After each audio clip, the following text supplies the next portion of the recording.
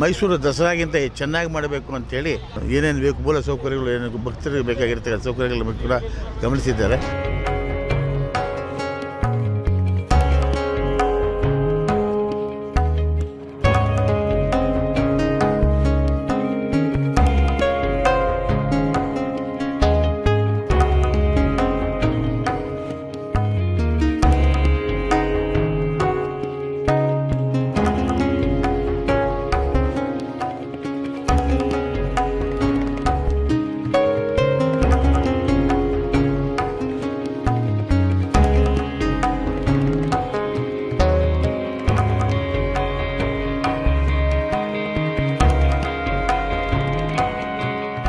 ಈಗ ಬೆಂಗಳೂರು ಕರಗ 2026 24ನೇ ತಾರೀಕಿಂದ ಪ್ರಾರಂಭ ಆಗಿ 3ನೇ ತಾರೀಕಿಗೆ ಅಂತ್ಯಗೊಳ್ಳುತ್ತೆ. ಇದು 11 ದಿನಗಳ ಕಾರ್ಯಕ್ರಮ. ಈಗಾಗಲೇ ನಮ್ಮ ನಿನ್ನೆ ತಾನೇ ಆರತಿ ದೀಪಗಳಾಗಿದೆ. ಇವತ್ತು ರಾತ್ರಿಗೆ ಹಸಿ ಕರಗ ಮತ್ತು ನಾಳೆ ಪೊಂಗಲ್ ಸೇವೆ ಅಂಥೇಳಿ ನಾಳಿದ್ದು 1ನೇ ತಾರೀಕು ರಾತ್ರಿ ಬೆಂಗಳೂರಿನ ಹೂವಿನ ಕರಗ ಅಂಥೇಳಿ ತಾಯಿ ಎಲ್ಲರೂ ಕೂಡ ದರ್ಶನವನ್ನು ಕೊಡ್ತಕ್ಕಂಥ ಇರುತ್ತೆ 1ನೇ ತಾರೀಕು. ಈ ಸಾರಿ ವಿಶೇಷ ಏನು ಅಂತ ಹೇಳಿದ್ರೆ ನಮ್ಮ ರಾಮಲಿಂಗಾರೆಡ್ಡಿ ಸಚಿವರು ಅವರು ಮುತುವರ್ಜಿ ತೆಗೆದುಕೊಂಡು ಮೈಸೂರು ದಸರಾಗಿಂತ ಚೆನ್ನಾಗಿ ಮಾಡಬೇಕು ಅಂಥೇಳಿ ಎಲ್ಲ ರೀತಿಯ ಏರ್ಪಾಟುಗಳನ್ನು ಮಾಡಿದೆ. ಎಲ್ಲ ರೀತಿಯ ಏನೇನು ಬೇಕು ಮೂಲ ಸೌಕರ್ಯಗಳು ಏನೇನು ಭಕ್ತರಿಗೆ ಬೇಕಾಗಿರ್ತಕ್ಕಂಥ ಸೌಕರ್ಯಗಳ ಕೂಡ ಗಮನಿಸಿದ್ದಾರೆ. ಆವತ್ತು ಏನು ಈ ಟಾಯ್ಲೆಟ್ಸು, ನೀರಿಗೆ ಸಂಬಂಧಪಟ್ಟಂಗೆ ಪೊಲೀಸ್ ಬಂದೋಬಸ್ತು ಇವೆಲ್ಲವೂ ಕೂಡ ಈ ಸಾರಿ ವ್ಯವಸ್ಥೆ ನಡೀತಾ ಇದೆ. ಇವತ್ತು ಬೆಳಗ್ಗೆ ಹೋಗಿ ನಾವು ಮುಖ್ಯಮಂತ್ರಿಗಳ ಆಹ್ವಾನ ಮಾಡಿದ್ದೀವಿ, ತಿಳಿಸಿದರೆ ಬರ್ತೀನಿ ಅಂತ. ಪ್ರೋಟೋಕಾಲ್ ಪ್ರಕಾರ ಏನೋ ಇನ್ವಿಟೇಷನ್ ಇದೆ ಎಲ್ಲರನ್ನೂ ಕೂಡ ಆಹ್ವಾನ ಮಾಡ್ತಾಯಿದ್ದೀವಿ. ಈ ಸಾರಿ ನೀವು ನಮ್ಮ ದೇವಸ್ಥಾನದಲ್ಲಿ ಪ್ರತಿದಿನ 11 ದಿನಗಳ ಕಾಲ ಭರತನಾಟ್ಯ ಮತ್ತು ಸಂಗೀತ ಕಾರ್ಯಕ್ರಮ ನಡೀತಾ ಇದೆ. ಹಾಗೆ ಬೇರೆ ಬೇರೆ ಕಡೆಗಳಲ್ಲಿ ಮಾಡಬೇಕು ಅಂತ ಉದ್ದೇಶ ಇತ್ತು. ಆದರೆ ಮೈಸೂರಲ್ಲಿ ದೊಡ್ಡ ದೊಡ್ಡ ರಸ್ತೆಗಳಿತ್ತು, ಇಲ್ಲೆಲ್ಲ ರಸ್ತೆಗಳಿಂದ ಅದೇ ದೊಡ್ಡ ಕಾರ್ಯಕ್ರಮ ಮಾಡೋದಕ್ಕೆ ಸತ್ಯ ಆಗಿಲ್ಲ. ವ್ಯವಸ್ಥೆಗೆ ಪ್ರಯತ್ನ ಮಾಡಿದ್ದೀವಿ. ಇಷ್ಟು ದಿನ ಈ ಬೇರೆ ಮೂಲ ರಾಜ್ಯಗಳಲ್ಲಿ ಬರ್ತಾ ಇದ್ದಾರೆ ಅಥವಾ ಈಗ ನಿಮಗೆ ಹೇಳಬೇಕಾದ್ರೆ ನಾಲ್ವಡಿ ಕೃಷ್ಣರಾಜೇಂದ್ರ ಒಡೆಯರ್ ಕಾಲದಲ್ಲಿ ಅಂದರೆ ಶೇಷಾದ್ರಿಯಲ್ಲಿ ಇದ್ದಾಗ 2000 ಅಂದರೆ 21ನೇ ಇಸ್ವಿಯಲ್ಲಿ 1921ನೇ ಇಸ್ವಿಯಲ್ಲಿ ಒಂದು ಗೆಜೆಟಲ್ಲಿ ಬಂದಿದೆ 5 ಲಕ್ಷ ಜನ ಆವತ್ತೇ ಸೇರಿದ್ರು ಅಂತ. 5 ಲಕ್ಷ ಜನ 1921ನೇ ಇಸ್ವಿಯಲ್ಲಿ ಜನ ಸೇರಿದ್ರು ಅಂತಕ್ಕಂಥದ್ದು ಗೆಜೆಟಲ್ಲಿದೆ. ಹಾಗಾಗಿರಾಗ ಈಗ ಎಷ್ಟು ಜನ ಬರ್ಬೋದು ಅಂತ ಊಹೆ ಮಾಡ್ಬೋದು. ಈಗಾಗಲೇ ಪ್ರಚಾರ ಚೆನ್ನಾಗಿದೆ, ಎಲ್ಲ ಕಡೆಯೂ ಕೂಡ ದೀಪಾಲಂಕಾರ ನಡೀತಾ ಇದೆ. ನೀವು ಕೂಡ ಒಳ್ಳೆಯ ಸುದ್ದಿಯನ್ನು ಹರಡಿಸಿದ್ದೀರಿ. ಹೀಗಾಗಿ ಜನಗಳಿಗೆ ಸ್ವಲ್ಪ ನಾವು ಕರಗ ನೋಡಬೇಕು ಅಂತಕ್ಕಂಥ ಒಂದು ಆಸೆ ಹುಟ್ಟಿರೋದ್ರಿಂದ ಹೆಚ್ಚಿನ ಜನ ಸೇರ್ಬೋದು ಸರ್. ಕರಗ ಮಹೋತ್ಸವ ಅಂತಕ್ಕಂಥದ್ದು ಮೂಲ ಕರಗದ ಸ್ಥಾನ ಧರ್ಮರಾಯ ಸ್ವಾಮಿ ಸ್ಥಾನವೇ ಇದು. ಸಾವಿರಾರು ವರ್ಷಗಳ ಒಂದು ಇತಿಹಾಸ ಇದೆ ಇದಕ್ಕೆ. ಮೂಲ ಗಂಗರು ಕಟ್ಟಿಸಿರ್ತಕ್ಕಂತಹ ದೇವಸ್ಥಾನ ಇಲ್ಲಿ. ಮಹಾಸಿದ್ಧರುಗಳಿಂದ ಸ್ಥಾಪನೆ ಆಗಿರತಕ್ಕಂತಹ ಆ ಮೂರ್ತಿಗಳು ದೇವಸ್ಥಾನದಲ್ಲಿ.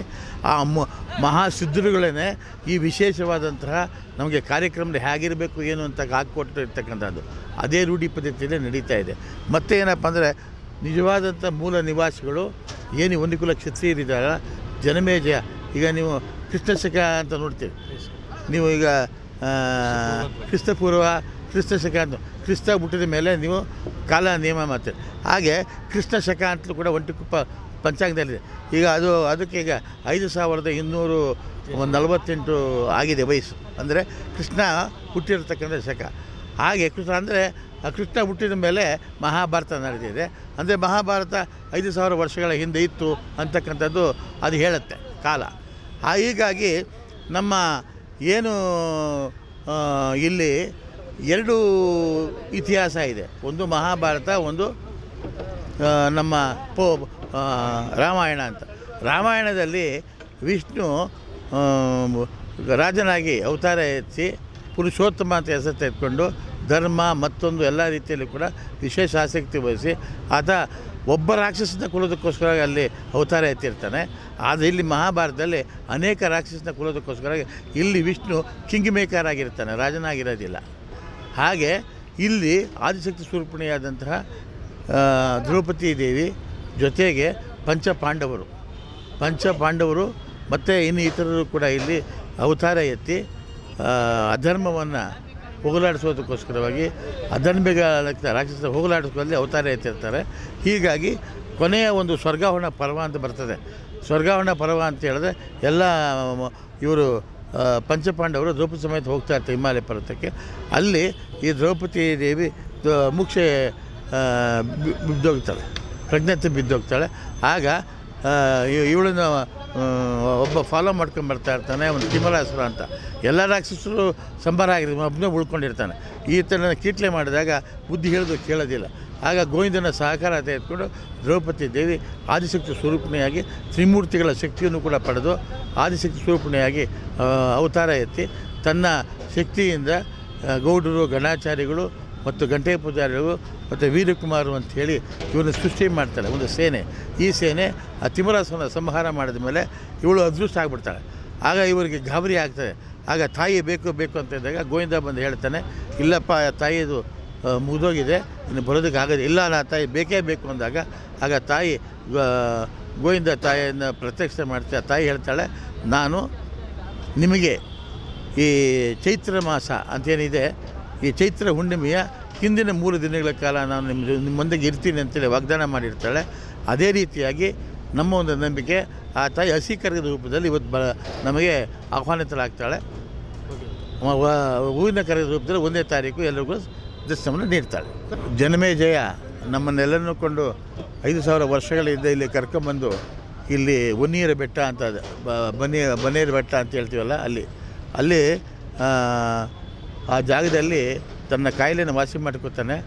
ಎಲ್ಲರೂ ಬಂದಂಥ ಸೈನಿಕರ ಪಡೆಯಲ್ಲಿ ಬಿಟ್ಟು ಹೋಗ್ತಾನಲ್ಲ, ಅವರೇನೆ ಮೂಲ ನಿವಾಸಿಗಳು ವನಿಕುಲ ಕ್ಷತ್ರಿಯರು ಅಂತ ಇವತ್ತು ಇಲ್ಲಿಂದಾನೇ ಎಲ್ಲ ಕಡೆ ವಲಸೆ ಹೋಗ್ತಾರೆ. ಹೀಗಾಗಿ ಅವರಿಗೆ ಹೇಳ್ತಾನೆ, ಏನಪ್ಪ ಅಂದರೆ ಜನಮೇಜಯ ಹೇಳ್ತಾನೆ, ನೀವು ಸ್ತ್ರೀ ರಕ್ಷಣೆ, ಭೂ ರಕ್ಷಣೆ, ಧರ್ಮದ ರಕ್ಷಣೆಯನ್ನು ಮಾಡಿ ಅಂತ ಹೇಳ್ತಾನೆ. ಅದೇ ರಕ್ಷಣೆಯನ್ನು ಇವತ್ತು ನಾವು ಗಂಗರಾಗಿ, ಚೋಳರಾಗಿ, ಇನ್ನೂ ಅನೇಕ ಇರಾಗಿ ಇವತ್ತು ನಾವು ಈ ವನಿಕುಲ ಕ್ಷತ್ರಿಯರು ಇವತ್ತೆಲ್ಲರಿಗೂ ಕೂಡ ಒಂದು ಸೇವೆಯನ್ನು ಮಾಡ್ತಾ ಇರ್ತಕ್ಕಂಥದ್ದು ನಮ್ಗೆ ಗೊತ್ತಿದೆ. ಕುಲ ಬಾಂಧವರಿಗೆ ನಾನು ಕೇಳ್ಕೊಳ್ಳೋದು ಏನು ಅಂತ ಹೇಳಿದ್ರೆ, ಆಕೆಯ ತಾಯಿಯ ಸೇವೆಯನ್ನು ಶ್ರದ್ಧಾ ಭಕ್ತಿಯಿಂದ ಮಾಡಿ, ಏನು ಜನಮೇಜಯ ನಿಮಗೆ ಹೇಳಿಕೊಟ್ಟಿದೆ, ಈ ಸ್ತ್ರೀ ರಕ್ಷಣೆ, ಭೂ ರಕ್ಷಣೆ, ಧರ್ಮ ರಕ್ಷಣೆಯನ್ನು ಮಾಡಿ ಎಲ್ಲರೂ ಕೂಡ ಧರ್ಮವಾಗಿ ನಡ್ಕೊಳ್ಳಿ ಅಂತ ಕೇಳ್ಕೊತೀನಿ.